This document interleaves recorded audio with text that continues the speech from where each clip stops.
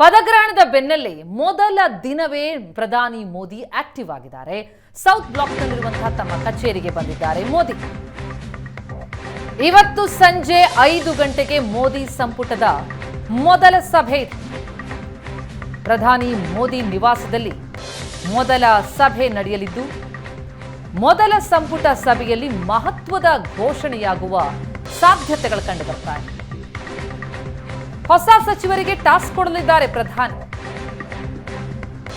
ಸಂಪುಟ ಸಭೆಗೂ ಮುನ್ನ ಸಚಿವರಿಗೆ ಖಾತೆ ಹಂಚಿಕೆಯಾಗುವ ಸಾಧ್ಯತೆಗಳಿದೆ. ಲೋಕ್ ಕಲ್ಯಾಣ್ ಮಾರ್ಗದ ಮೋದಿ ನಿವಾಸದಲ್ಲಿ ಸಭೆ. ನೂತನ ಸಚಿವರಿಗೆ ಪ್ರಧಾನಿ ಮೋದಿಯಿಂದ ಔತಣಕೂಟ ಆಯೋಜನೆಯಾಗಿದೆ.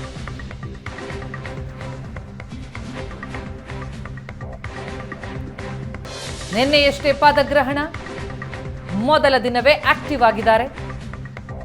ಸಂಜೆ 5 ಗಂಟೆಗೆ ಮೋದಿ ಸಂಪುಟದ ಮೊದಲ ಸಭೆ ನಡೆಯಲಿದ್ದು, ಈಗಾಗಲೇ ಸೌತ್ ಬ್ಲಾಕ್ನಲ್ಲಿರುವ ತಮ್ಮ ಕಚೇರಿಗೆ ಬಂದಿದ್ದಾರೆ. ಈ ಬಗ್ಗೆ ಡೀಟೇಲ್ಸ್ ಕೊಡ್ತಾರೆ ನಮ್ಮ ದೆಹಲಿ ಪ್ರತಿನಿಧಿ ಡೆಲ್ಲಿ ಮಂಜು ಈಗ ಸಂಪರ್ಕದಲ್ಲಿದ್ದಾರೆ. ಮಂಜು, ನಿನ್ನೆ ಅದ್ದೂರಿಯಾಗಿ ಪದಗ್ರಹಣ ಕಾರ್ಯಕ್ರಮ ನೆರವೇರಿತು. ಇವತ್ತು ಮೊದಲ ದಿನವೇ ಭಾರಿ ಆಕ್ಟಿವ್ ಆಗಿದ್ದಂತೆ ಕಂಡು ಬರ್ತಾ ಇದೆ ಪ್ರಧಾನಿ ಮೋದಿ. ಏನೇನು ಆಕ್ಟಿವಿಟೀಸ್ಗಳು ಇವತ್ತು ನಡೆಯುತ್ತೆ, ಜೊತೆಗೆ ಇವತ್ತು ಮೋದಿ ಸಂಪುಟದ ಮೊದಲ ಸಭೆ ಇವತ್ತೇ, ಹಾಗಿದ್ರೆ ಟಾಸ್ಕ್ಗಳೆಲ್ಲವೂ ಕೂಡ ನಿಯೋಜನೆಯಾಗುತ್ತಾ ಅಂತ?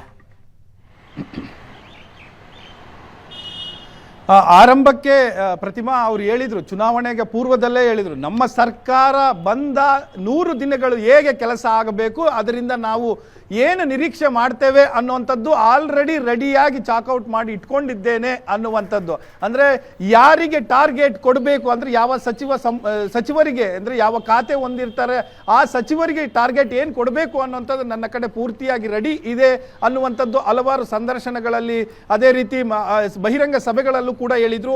ಅದರಂತೆ ಇನ್ನೂ ಪ್ರಮಾಣ ವಚನ ಸ್ವೀಕಾರ ಮಾಡಿ ಹೆಚ್ಚು ಕಡಿಮೆ ಒಂದು 12-14 ತಾಸು ಆಗಿರ್ಬೋದು. ಆಗಲೇ ಅವರು ಇವತ್ತು ಬೆಳಿಗ್ಗೆಯಿಂದಲೇ ಶುರು ಮಾಡ್ಕೊಂಡಿದ್ದಾರೆ ಎಲ್ಲಿ ಏನು ಮಾಡಬೇಕು ಅನ್ನುವಂಥದ್ದು.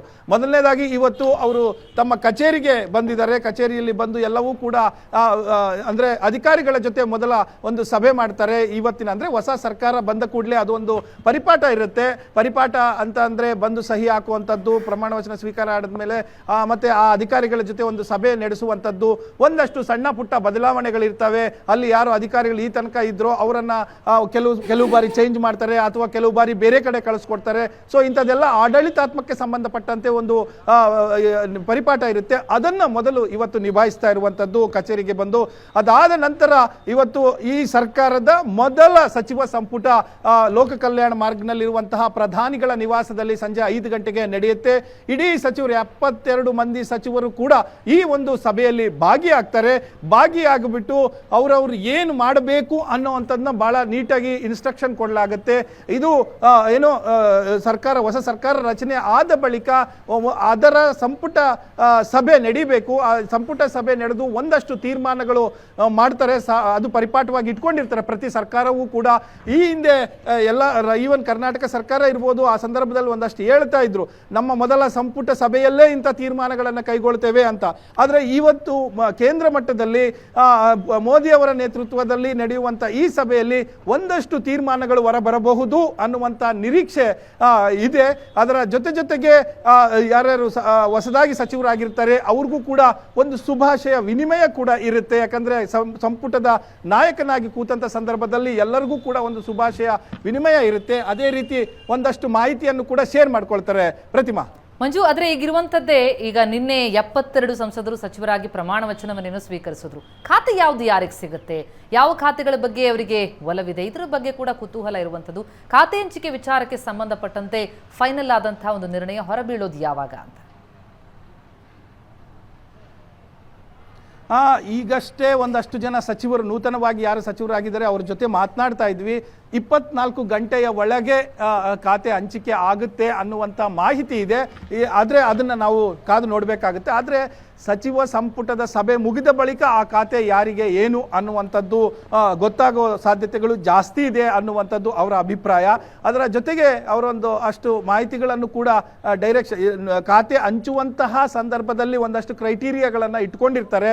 ಯಾರಿಗೆ ಯಾವ ಖಾತೆಯನ್ನು ಕೊಟ್ಟರೆ ನಿಭಾಯಿಸಬಹುದು, ಒಂದು ಅನುಭವ, ಅದರ ಜೊತೆಗೆ ಅವರು ಈ ಈ ಹಿಂದೆ ಆ ಕ್ಷೇತ್ರದಲ್ಲಿ ಕೆಲಸ ಮಾಡಿದ್ದಾರಾ ಏನು ಅನ್ನುವಂಥದ್ದು ಎಲ್ಲವೂ ಕೂಡ ಪರಿಶೀಲನೆ ಮಾಡಿಯೇ ಖಾತೆಗಳು ಹಂಚಿಕೆ ಮಾಡ್ಕೊಂಡಿರ್ತಾರೆ. ಈಗ ಆಲ್ರೆಡಿ ಚಾಕೌಟ್ ಮಾಡಿ ಇಟ್ಕೊಂಡಿರ್ತಾರೆ. ಸಂಪುಟ ಸಭೆಯ ಮುಗಿದ ಬಳಿಕ ಅದು ಹೊರಗಡೆ ಬರುವಂಥ ಸಾಧ್ಯತೆ ಇದೆ ಅನ್ನುವಂಥದ್ದು ಈ ತನಕ ನೂತನ ಮಂತ್ರಿಗಳು ಯಾರ್ಯಾರು ಇದ್ದಾರೆ ಅವರಿಗಿರುವಂತಹ ಮಾಹಿತಿ. ಪ್ರತಿಮಾ, ಥ್ಯಾಂಕ್ ಯು ಮಂಜು ತಮ್ಮ ಮಾಹಿತಿಗೆ.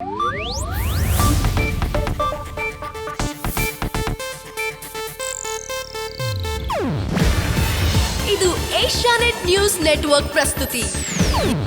ನೀವು ನೋಡ್ತಿದ್ದೀರಾ ಏಷ್ಯಾನೆಟ್ ಸುವರ್ಣ ನ್ಯೂಸ್.